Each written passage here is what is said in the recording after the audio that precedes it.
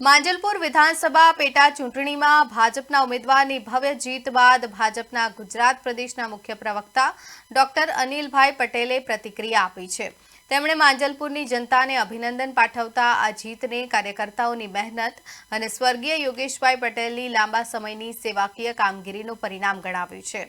Doctor અનિલભાઈ પટેલે દાવો કર્યો છે કે ભાજપે 30,500થી વધુ મતની લીડથી વિજય મેળવ્યો છે અને કુલ મતદાનમાં ભાજપને આશરે 68થી 70% મત મળ્યા છે। તેમણે કોંગ્રેસ પર નકારાત્મક રાજનીતિ કરવાનો અને મતદાન ઓછું થાય તેવા પ્રયાસો કરવાનો આક્ષેપ કર્યા હતા।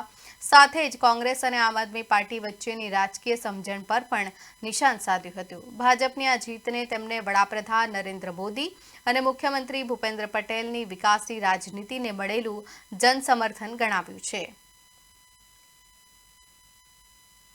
સભાના ઉપચુનાવમાં ઐતિહાસિક જીત બદલ માંજલપુરની જનતાને ખૂબ ખૂબ અભિનંદન આપું છું અને સ્થાનિક રીતે કામ કરતા સૌ કાર્યકર્તાઓને પણ એમના પરિશ્રમનું આ પરિણામ છે એટલા માટે અભિનંદન આપું છું।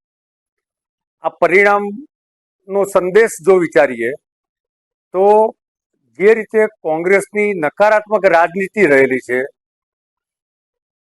જેના કારણે માંજલપુર વિધાનસભાના 260 બૂથમાં કેટલાક બૂથમાં એમની પાસે પોલિંગ એજન્ટ પણ બેસાડવા માટેની વ્યવસ્થા નથી।